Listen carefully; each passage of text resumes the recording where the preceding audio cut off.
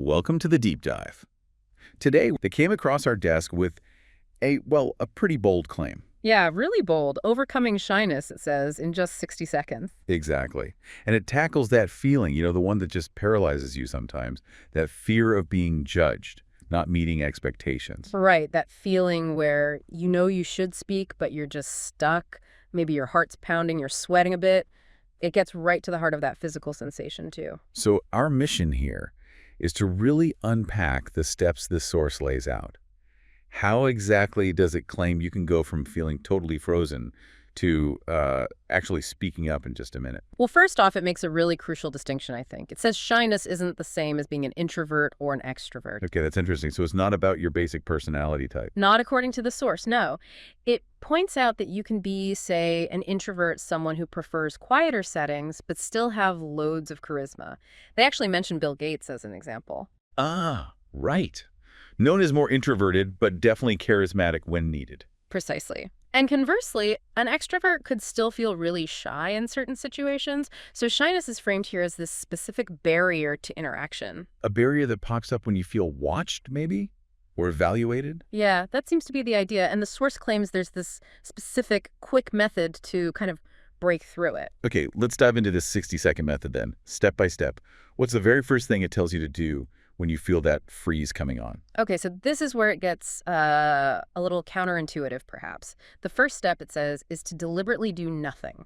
Absolutely nothing. Nothing. So you feel stuck, and the advice is, stay stuck. That sounds, well, odd. It does sound odd, but the thinking behind it, as the source explains it, is that this is like a system restart. Shyness creates this internal battle, right?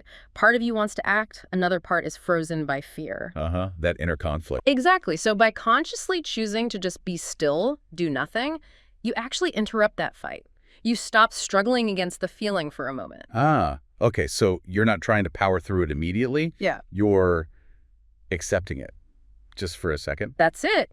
You stop fighting the paralysis, you just stand or sit wherever you are and consciously do nothing. The source suggests the goal here is to realize the worst case of just being there isn't actually terrible. What does happen if you just stand there quietly? Well, likely not much. People might just think you're quiet or thoughtful, listening. You're just present. Not acting maybe, but present. Okay, yeah. Standing still doesn't really sound like a catastrophe. And that realization is key for step one. By facing that minimal outcome, just existing quietly, you lessen the internal pressure. You're not constantly judging yourself for not speaking yet. It helps sort of calm the nervous system down. Right. Got it. So step one, hit reset. Intentionally do nothing, accept the quiet moment, realize it's okay. Disarm the internal battle. What comes next after this initial pause? So after maybe 20 seconds or so of just quiet observation, disengaging from that inner struggle, the next step is to start converting that internal energy. The mental energy, like the thoughts and tension. Yeah, exactly. Converting that into physical action, small physical actions. Physical action. Okay. But you're not talking yet, are you? Not necessarily, no, Right, not a full conversation. This step is more about small physical signs of engagement. Things like consciously making eye contact with whoever is speaking, Okay. or maybe nodding along, even just simple, quiet verbal cues like saying yes or or I agree.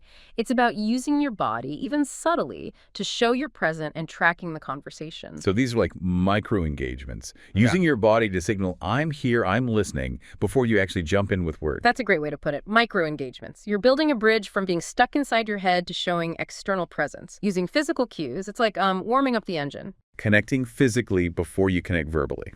Makes sense. Okay, so do nothing, reset, then translate internal stuff into small physical actions. What's step 3 in this quick process? Step 3 is about consciously preparing your voice. The voice. Yeah.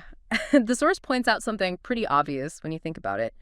A weak or shaky voice is a dead giveaway for shyness, right? It can really undermine how confident you feel and seem. Absolutely. You can be standing confidently, making eye contact, but if your voice trembles... It kind of cancels it out, exactly. So the advice here is, after grounding yourself physically, you need to intentionally prepare your voice to sound strong, confident.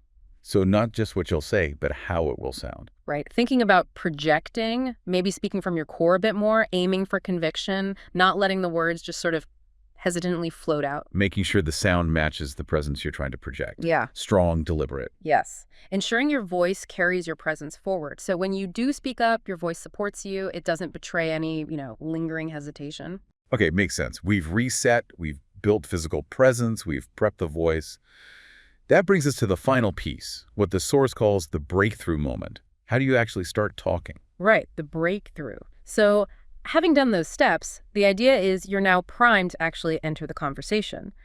And the key, according to the source, is active listening first. Really tune in to what's being said. And then find your opening. What's the best way to do that, especially if you're still feeling maybe a little bit on edge?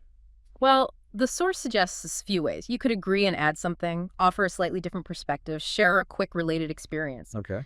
But the most effective approach, it argues, is to find a genuine personal connection to whatever the topic is. A personal connection. Well, Why is that so powerful for cutting through shyness? because when you talk about something you actually know well or care about or have experienced yourself, your focus naturally shifts. It goes outward. So you stop worrying so much about how you sound or if you're being judged. Exactly. Your attention is on the topic, on sharing your perspective. The source gives an example. Maybe people are talking about, I don't know, specific movie genres you know nothing about. You don't have to just stay silent. Right. You could bridge it. Say something like, oh, that's interesting about those films. It makes me think about how many great books get adapted, and then mention something you do know, maybe The Immigrant or Fight Club, like in their example. I see.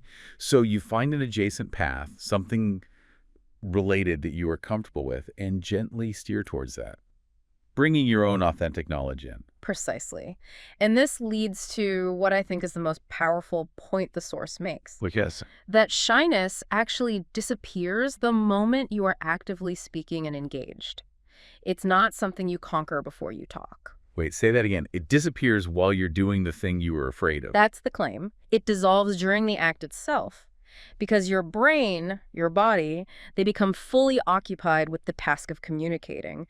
There's no room left for the internal focus on fear and self-consciousness. Wow, okay, that's a really interesting take. The solution is embedded in the action. That's the core idea, yeah. You shift from being that quiet, self-conscious observer battling internal thoughts to being an active participant focusing outward. Now, the source is clear. It clarifies that this 60-second process is about breaking through that initial barrier, that freeze, getting into the conversation, actually managing or directing the conversation after you're in. That's a different skill set for another time. Got it. So this method is purely about overcoming the hurdle to entry, the paralysis.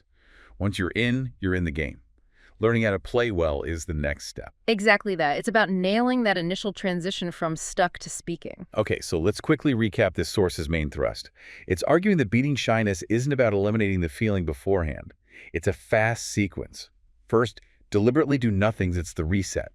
Then, convert your inner energy into small physical actions, nodding, eye contact. Then, consciously prep your voice to be strong. And finally, the breakthrough. Engage by finding a personal connection to the topic. Right. And the big insight is that the shyness itself dissolves during that act of engaging because your focus shifts completely outward. It's presented as this really practical, almost tactical way to just interrupt the freeze pattern and get moving, with that clearer line drawn between starting and continuing the conversation.